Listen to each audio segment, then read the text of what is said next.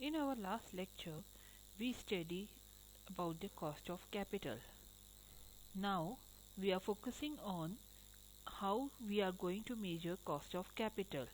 We are covering each and every component of the capital one by one. Now, first we take cost of debt. What is debt? A debt means a debenture or a bond we consider as a debt. ठीक है, it is a legal document which contain the acknowledgement of indebtedness by the company. You can say कि ये एक ऐसा legal document होता है जो acknowledge करता है कि यस कंपनी ने हमसे डेट लिया है, ये आप कह सकते हो, जिसमें कंपनी हमें इंटरेस्ट पे करेगी जो लोन उसने हमसे ले रखा है उसके बिहाफ में. ठीक है, ये एक तरीके का आप ये कह सकते हो कि लोन है विच कंपनी हैज प्रॉमिस्ड कि मैं आपको एक पर्टिकुलर टाइम पीरियड में पे करूंगी, या फिर आपको उसमें जो है इंटरेस्ट वो पे करेंगे. ठीक है, तो ये एक लोन फॉर्म में होता है, इसलिए हम लोग यहाँ पर क्या रिसीव कर रहे हैं, we are receiving a interest. Basically आप ये कह सकते हैं debenture is a formal legal evidence of डेप्ट. Clear students?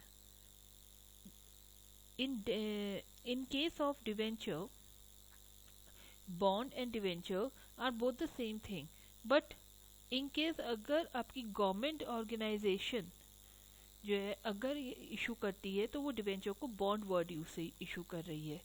ठीक है, और अगर हमारी प्राइवेट ऑर्गेनाइजेशन है तो they are using the terminology the debentures. It means it is a borrowed money under which party or corporate house promise you to pay interest and the principal amount that they are borrowed from you. ठीक है, they have a number of maturity period. maturity means कि आप लोग इसको कब पे करेंगे. आपने कहा कि हम इस बॉन्ड को जो है जो पे करेंगे पूरा प्रिंसिपल अमाउंट जो हम आपसे ले रहे हैं वो 2 years में करेंगे, तो it means it has a maturity of 2 years. Then they are paying interest. तो इंटरेस्ट जब आप पे कर रहे हैं, maybe it is annually, maybe it is semi annually. ठीक है, तो जब आप इंटरेस्ट पे कर रहे हैं तो it means you don't have any voting right. आप कंपनी के मैनेजमेंट में आपके पास कोई वोटिंग राइट नहीं है. आपने उसे जो पैसा आपने कंपनी को दिया है they just in the form of loan. Then why we are going for डेप्ट. हम रीजंस क्या हैं क्यों हम डेप्ट इशू कर रहे हैं या डिवेंचर्स इशू कर रहे हैं, बॉन्ड इशू कर रहे हैं? Because it help you to reduce your cost of capital. यहाँ पर ये एक cheapest source of funding financing का आपका काम कर रहा है. क्यों? क्योंकि यहाँ पर आपका रिस्क नहीं है.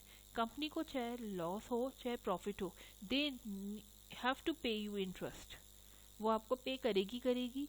इवन आपको जो है लॉस, अगर कंपनी को लॉस हो रहा है तो वही तब भी आपको जो प्रिंसिपल अमाउंट है उसे रीपे करना है. तो रिस्क तो है नहीं. अगर आपने किसी डिवेंचर या बॉन्ड में इशू आपने परचेज कर रखा है तो it means you are secure. Fine. तो जब रिस्क नहीं है तो आपको जो इसमें रिटर्न मिलेगा इन द फॉर्म ऑफ इंटरेस्ट वो भी कम मिलेगा. तो ये चीपेस्ट सोर्स ऑफ फंडिंग का काम कर रहा है. That's why it reduce your cost of capital. It also help in widening the source of fund. यहाँ पर क्या हो रहा है, आपका बॉन्ड इशू करने से आप अट्रैक्ट कर सकते हो इंडिविजुअल इन्वेस्टर्स को, और आप उन लोगों इंस्टीट्यूशंस को भी अट्रैक्ट कर सकते हो जिनको इक्विटी शेयर्स में इन्वेस्ट करने की परमिशन नहीं है बिकॉज ऑफ गवर्नमेंट रेगुलेशंस. ठीक है, they are not permitted to purchase equity share, then they go for debentures और bond. Okay, you can also prevent the control. आप अपने मैनेजमेंट का कंट्रोल अपने हाथ में रख सकते हैं अगर आपने डिवेंचर से बॉन्ड के थ्रू फाइनेंस को अरेंज करा है. क्योंकि जो फाइनेंस लगा रहा है तो वो चाहता है कि मैं कंपनी में कंट्रोल करूं, I will take the decisions and all. मगर आप नहीं चाहते कि बाहर का कोई भी आपके मैनेजमेंट डिसीजंस में इंटरप्ट करे, तो आप डिवेंचर्स इशू करते हैं. You go for the bond and all. क्यों? बिकॉज आप यहाँ पर इंटरेस्ट पे कर रहे हैं, वोटिंग राइट नहीं है, तो आपका जो कंट्रोल है वो आप ही के हाथ में है. ठीक है, तो यहाँ पर आपकी कंपनी का जो वोटिंग पावर है वो आप अपने इन्वेस्टर्स को नहीं दे रहे हैं. तो आपका क्या है, कंट्रोल आपके हाथ में रहेगा, ठीक है। तो you have a full control. Then it gain the benefit of leverage also. आपको जो है लिवरेज का भी बेनिफिट यहाँ मिल रहा है। मीन्स अगर आपके फाइनेंस जो सोर्स ऑफ फाइनेंस है उसमें अगर डेप्ट या फिर आपका प्रेफरेंस शेयर या लोन इंक्लूड अगर होता है जिसमें आप फिक्स्ड ऑब्लिगेशंस पे कर रहे हो, तो it means you are using a financial leverage, ठीक है। और जब आप फाइनेंशियल लिवरेज यूज करते हो, फिक्स सोर्स ऑफ फंडिंग को जो है अरेंज कर रहे हो, तो इट मीन्स आपको मालूम है पहले से कि आपको कितना पे करना है, ठीक है। तो जो रिमेनिंग प्रॉफिट होता है that is given to equity share holder. तो इसकी हेल्प से अगर आपके बिजनेस बहुत अच्छा अर्न कर रहा है तो you get the benefit of leverage also. और how you are get benefit from leverage, numerically मैं आपको इसके कॉस्ट ऑफ कैपिटल कंप्लीट होने के बाद समझाऊंगी with the help of numerical कि हाउ डेप्ट एंड इक्विटी कॉम्बिनेशन, क्योंकि डेप्ट और इक्विटी कॉम्बिनेशन क्या है, लिवरेज, ठीक है ना। How this leverage help you to increase the worth of the share holder. Clear students? Then it give you the tax saving also, because the interest that you are paying for debentures holder that is allowed expenses for income tax purpose. तो आप उसे अपने expenses की तरह ही show कर सकते हैं, इसीलिए आपको उसमें टैक्स सेविंग भी है। That's why we go for the bond. और बॉन्ड्स जो हैं वो डिफरेंट टाइप्स के हो सकते हैं, जैसे माना सपोज रिडीमेबल और इरिडीमेबल, जो हम ज़्यादा न्यूमेरिकल में यूज़ करेंगे। रिडीमेबल बॉन्ड्स जो होते हैं means they are issued for certain period of time, ठीक है। रिडीमेबल जो है आपके सर्टेन पीरियड ऑफ टाइम पे, जैसे मैंने अभी आपको एग्जांपल दिया 2 ईयर्स, आफ्टर 2 ईयर्स आपने कहा कि मैं आपको पूरा प्रिंसिपल अमाउंट रिटर्न करूंगा, तो इट मीन्स वो 2 ईयर्स के रिडीमेबल बॉन्ड्स हैं। 2 ईयर्स के बाद वो बॉन्ड्स आपने जैसे प्रिंसिपल अमाउंट पे किया they are going to and.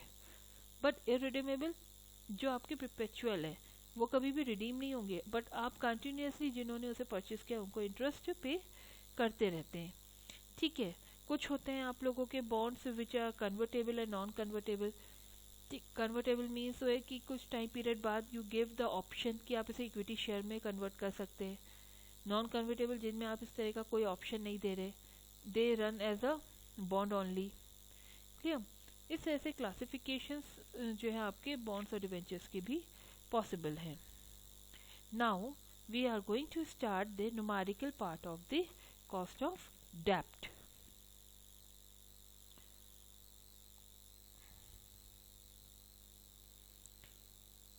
I hope you remember the time value of money concept, उससे आपको ये जल्दी समझ में आएगा।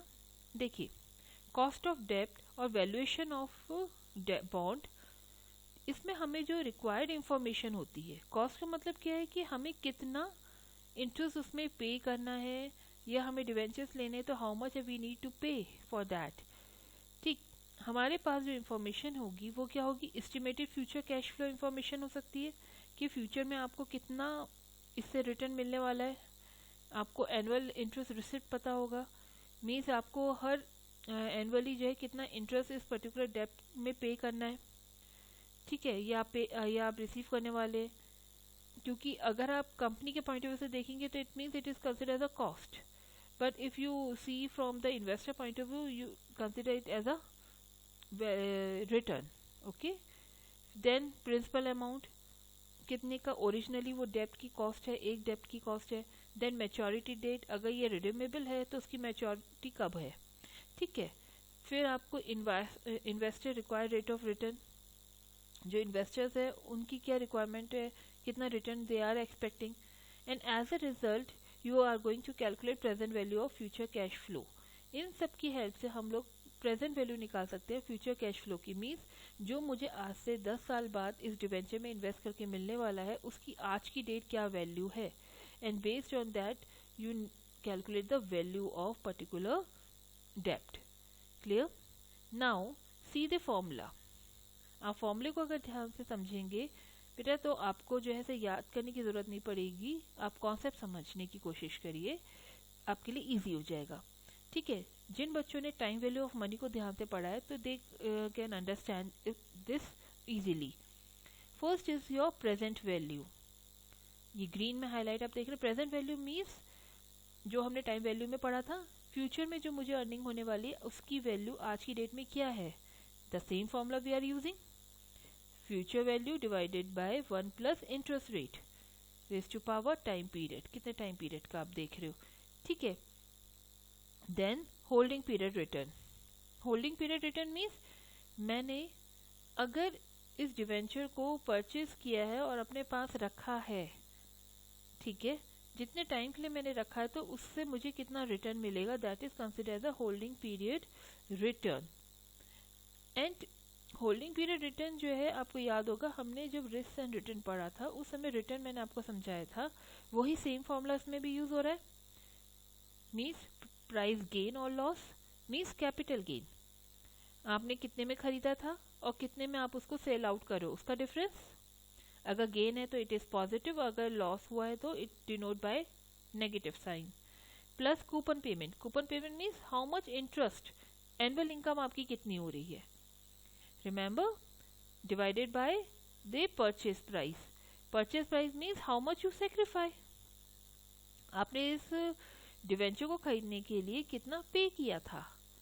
Clear, the same formula is this. Then current yield और कॉस्ट ऑफ परपेचुअल डेब्ट, कॉस्ट ऑफ परपेचुअल डेब्ट और करंट यील्ड मीन्स ये वो डिवेंचर्स हैं जो आपके रिडीम नहीं होने वाले हैं, हमेशा आपको इसमें इंटरेस्ट मिलता रहेगा, तो उनको हम कहते हैं परपेचुअल डेब्ट। तो उसको हम कैसे कैलकुलेट कर रहे हैं, एनुअल कूपन पेमेंट, हर साल आपको कितना इंटरेस्ट मिलेगा वो, divided by current market price, right now उसकी मार्केट प्राइस क्या है आप उसे डिवाइड कर, ठीक है। Then multiply 1 minus T, 1 minus T means is the tax, आप उसे आफ्टर टैक्स की वैल्यू देख रहे हैं कि क्या है तो आप उसे मल्टीप्लाई कर रहे हैं, ठीक है। रिमेंबर होल्डिंग पीरियड क्या है, कब निकाल रहे हो, क्योंकि आप यहाँ रिडीम कर रहे हो, इट्स अ रिडीमेबल, और यहाँ पर क्या है परपेचुअल डेब्ट means which is not redeemable. अब इसी को कैलकुलेट करने का दूसरा मेथड देखिए, yield to maturity means maturity जब होगी या रिडीम जब होगा तब आपको कितनी अर्निंग हो रही है, आप वो देखना चाह रहे हो, ठीक है, रिटर्न कितना मिलेगा, तो वो कैसे आप कैलकुलेट करो, या फिर आप कह सकते हो in other sense cost of redeemable डेब्ट, इंटरेस्ट मीन्स जो एनुअल इनकम आपको हो रही है, plus RV minus SV means redeemable value, जब आपका ये आपको रिडीम होगा मैच्योरिटी पीरियड जब होगा, जिस समय आपको कंपनी पूरा अमाउंट पे कर रही है, तो कितना अमाउंट पे कर रही है वो जिसको हम सेल्स वैल्यू कह रहे थे, ठीक है, माइनस एसवी, एसवी मीन्स आपने कितने में ये खरीदा था, डिवाइडेड बाय एन, ठीक है, एन मीन्स कितने साल के लिए आपके पास ये रहा, कितने टाइम पे आपका ये मैच्योर होगा, वो एन से आपने डिनोट किया the time period, divided by RV plus SV divided by 2 means it is the average price, क्योंकि यहाँ आप हमारे पास क्या है, दो प्राइस है, एक है परचेज प्राइस और एक है क्लोजिंग प्राइस, ठीक है, तो we go for the average of that, that's why you are calculating average over here. इसके बाद आप कॉस्ट ऑफ आफ्टर डेब्ट देखेंगे, क्योंकि केडी जब आप कैलकुलेट कर रहे हैं मीन्स अगर आप कॉस्ट ऑफ डेब्ट कैलकुलेट कर रहे हो फॉर्मूले से तो वो आपका क्या है, बिफोर है, क्योंकि यहाँ पर टैक्स अभी हमारा अप्लाई नहीं हो रहा है, ठीक है, क्योंकि ये अलाउड है, एक्सपेंसेस होता है, तो जो हमारा फॉर्मूले से कैलकुलेटेड वैल्यू आती है उसको हमें आफ्टर टैक्स अगर देखना है तो हमें उसे 1 माइनस टी करना होता है, ठीक है, means you are calculating tax over it. अगर आपको इसी में बिफोर चाहिए तो बिफोर में सिंपल है, डिवाइड आप करेंगे, ठीक है। Now the numerical,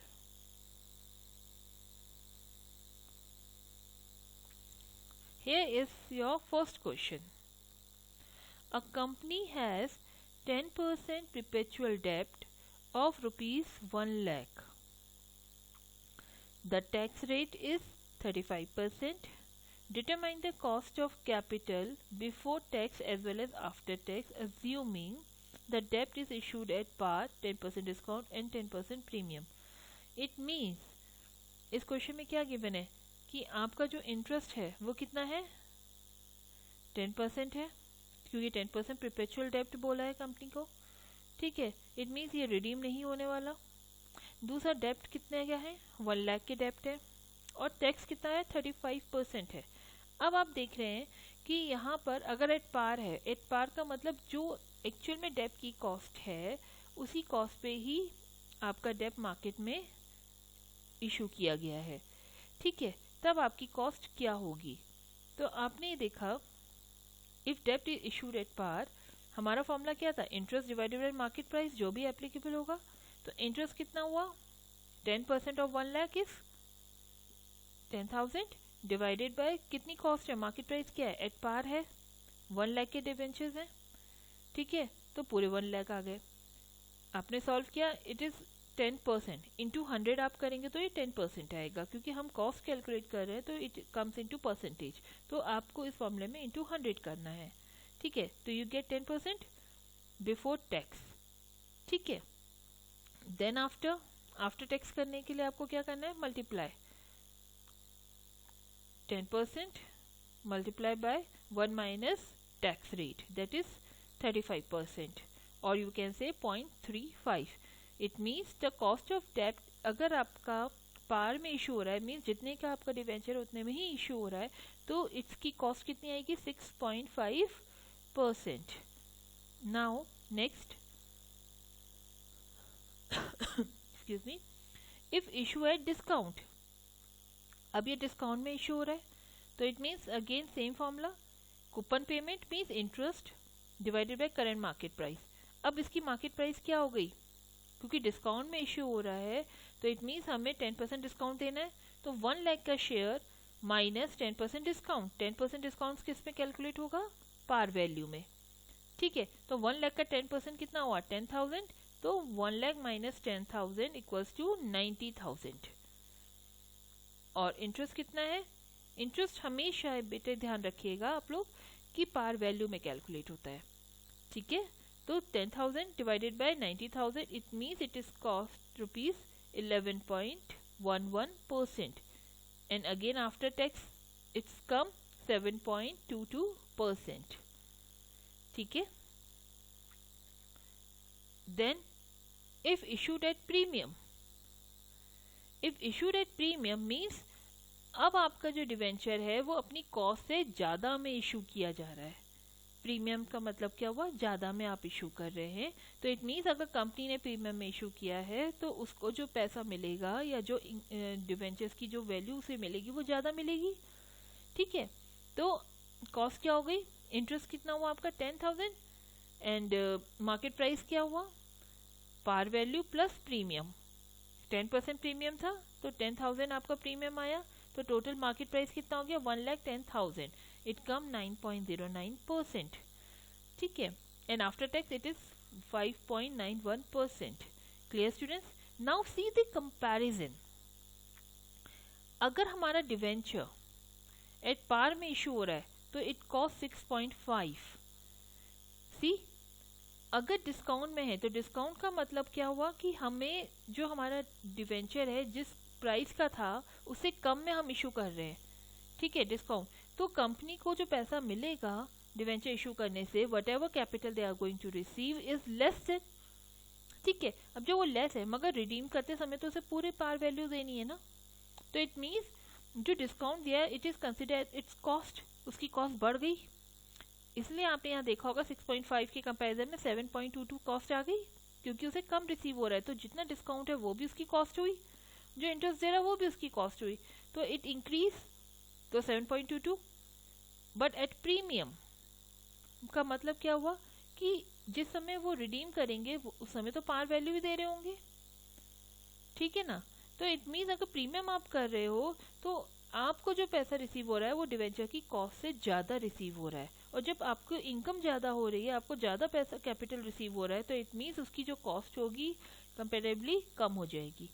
that's why आप देख रहे हैं प्रीमियम में क्या कॉस्ट आई, 5.91, पार से कम, क्योंकि आपने जो कैपिटल अरेंज की है वो कम कॉस्ट में ज्यादा कैपिटल अरेंज करी है, प्रीमियम में आपको 10% ज्यादा मिला है। क्लियर। और remember every time interest is calculated at par value only, जो उसकी एक्चुअल कॉस्ट है डिवेंचर की उसी पे ही आप कैलकुलेट करते हैं। आई होप यू अंडरस्टैंड। ये तो कंडीशन तब है जब आपका परपेचुअल डेब्ट है, ठीक है। नाउ इन केस अगर आपको पता चला है कि आपका डिवेंचर जो है रिडीमेबल है after certain period of time, आपका ये डिवेंचर की फुल वैल्यू आपको पे करनी है अपने डिवेंचर होल्डर्स को, तब आप कैसे करेंगे? Suppose take this question, Surya industry limited has raised fund through issue of 10,000 debentures. Remember 10,000 debentures है जिसकी वैल्यू क्या है, ₹150 ईच। एक डिवेंचर की कॉस्ट कितनी है यहाँ, 150। Discount at a discount of ₹10 पर डिवेंचर, ठीक है। आपने इशू किया है, डिस्काउंट किया है इशू करते समय कितना, ₹10 का, तो इट मीन्स 140 आपको मिल रहा होगा क्योंकि 10% आप डिस्काउंट कर रहे हैं। और कितने ईयर के लिए आपने दिया है, 10 year maturity, means after 10 year आप उसका प्रिंसिपल अमाउंट जो आपने रिसीव किया है 150 वो आपको पे करना है। कूपन पेमेंट मीन्स जो आप इंटरेस्ट देंगे उसे हर साल वो कितना दे रहे हैं, 16%। फ्लोटेशन कॉस्ट इज ₹5 पर डिवेंचर, मीन्स आपने उसको जो इशू किया है डिवेंचर उस समय जो कॉस्ट आपने बेयर करी, it may be flotation cost, sorry it may be you can say issue cost, या आपने उसके जो आपके पेपर वर्क्स हैं एंड ऑल है, अंडर राइटर्स हैं, उनको जो आपने पे किया होगा, तो इन सबको मिला के जो कॉस्ट आती है that is called flotation cost, इसको इशू करने के लिए। तो वो कितनी हुई है पर डिवेंचर, ₹5। तो इट मीन्स ये कॉस्ट आपने बेयर करी, तो इसका मतलब डिवेंचर की कॉस्ट और कम हो गई होगी। आपके पास जो अमाउंट आया है, whatever you have received by issuing debenture, वो ₹5 और कम हो गया होगा, ठीक है। The debenture are redeemable with 10% premium, it means जिस समय ये रिडीम होंगे, जिस समय आप इसका प्रिंसिपल अमाउंट पे करेंगे 10% प्रीमियम के साथ कर रहे हैं, इट मीन्स आप 10% और ज़्यादा उसको देंगे, ठीक है। तो इट मीन्स ये मेरी कॉस्ट और बढ़ा रहा होगा, प्रीमियम में आप इसको रिडीम कर रहे हैं तो। Now corporate tax is 40%। अब आप कॉस्ट ऑफ डिवेंचर को कैलकुलेट करेंगे। अब देखिए आपको अलग अलग बुक में अलग अलग फॉर्मूले दिखेंगे, but this formula will help you कि आपको कंफ्यूजन ना हो प्रीमियम, डिस्काउंट और इस कैलकुलेट करने में, ठीक है। इसलिए हम लोग ये वाला फॉर्मूला यूज़ कर रहे हैं। फॉर्मूला क्या है, interest plus redeemable value. Redeem के टाइम पे आपको कितना पे करना है, वो सेल्स वैल्यू कितना आपने जब इसे डिवेंचर्स को मार्केट में फ्लोट किया था, जब मार्केट में तब आपको कितना मिला, वो डिवाइडेड बाय n, मीन्स कितने साल के लिए आपने ये डिवेंचर्स इशू किए, देन दोनों कॉस्ट का एवरेज। नाउ सी, आप प्रीमियम और डिस्काउंट में कंफ्यूज मत होइएगा बेटा, इसे समझने की कोशिश करिए। इंटरेस्ट तो आपका स्ट्रेट फॉरवर्ड है, 16% है, तो आपकी पार वैल्यू यहाँ कितनी थी, एक डिवेंचर की कॉस्ट कितनी थी, 150, तो 150 पे ही कैलकुलेट होगा। डिस्काउंट प्रीमियम से इसमें कोई मतलब नहीं है, पार वैल्यू में इंटरेस्ट की वैल्यू कैलकुलेट होती है। तो 150 इंटू 16/100 मीन्स ₹24 आपका क्या है, इंटरेस्ट, जब हर साल पे कर रहे हैं। नाउ रिडीमेबल वैल्यू मीन्स जब आप इसे रिडीम करेंगे, जब आप पे करेंगे तो कितना कर रहे हैं, पार वैल्यू प्लस 10% प्रीमियम। 150 तो आपको पे करना ही करना है, और उसमें लिखा है 10% प्रीमियम, मीन्स 10% आप उसका और पे करेंगे, तो 150 का 10% कितना हुआ, ₹15, ठीक है। तो 150 प्लस 15, जिस समय आप इसे पे करेंगे डिवेंचर होल्डर को, तो यू आर पेइंग ₹165, क्लियर। अगर डिस्काउंट होता तो हम माइनस करते यहाँ। नाउ सेल्स वैल्यू मीन्स जिस समय आपने परचेज किया था डिवेंचर, या जिस समय सेल हुआ था डिवेंचर, उस समय की वैल्यू माइनस डिस्काउंट, उस समय जो है डिस्काउंट अगर लगाए तो माइनस करेंगे, प्रीमियम होता तो प्लस करते, माइनस फ्लोटेशन कॉस्ट, ठीक है, क्योंकि हमारी ये कॉस्ट को डाउन कर रहे हैं, रिड्यूस कर रहे हैं। डिवेंचर की एक्चुअल कॉस्ट कितनी थी, 150 थी, मैंने इशू कितने में किया, 10% डिस्काउंट में, ठीक है। तो सॉरी ₹10 डिस्काउंट था, तो आपने जो है 10 डिस्काउंट माइनस किए, क्योंकि उससे मेरी वैल्यू कम हो गई, जो मेरे हाथ में कैश आएगा वो कम होगा, -5 जो मैंने उसको इशू करने के लिए एक्सपेंसेस बेयर करे, flotation cost 5, it means company को कितना रुपए मिले डिवेंचर इशू करने में, 150 का डिवेंचर इशू करा, बट कंपनी के पॉकेट में जो अमाउंट आया दैट इज ओनली ₹135। तो ये हमारा क्या हो गया, issue price. Clear? Now calculate, put the value into formula, interest plus redeem के टाइम पे कंपनी कितना पे करेगी, 165, कंपनी को रिसीव कितना हुआ, 135, डिवाइडेड बाय कितने साल के लिए, 10 ईयर्स के लिए, and average of both the price. Calculated, it comes 18%। Okay, तो फॉर्मूला से डिवेंचर्स में जो हमें कॉस्ट मिलती है दैट इज बिफोर। अब हम इसे आफ्टर टैक्स हमें चाहिए, simple 18% into 1 minus 0.40, or you can say 40%. It comes 10.8%. So it means the cost of debenture is 10.8%. Clear, students? Now the next question, I'm going to cover this question. See,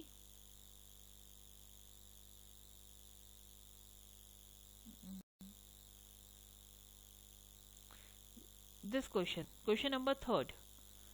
Okay, I'm going to cover this numerical in next lecture.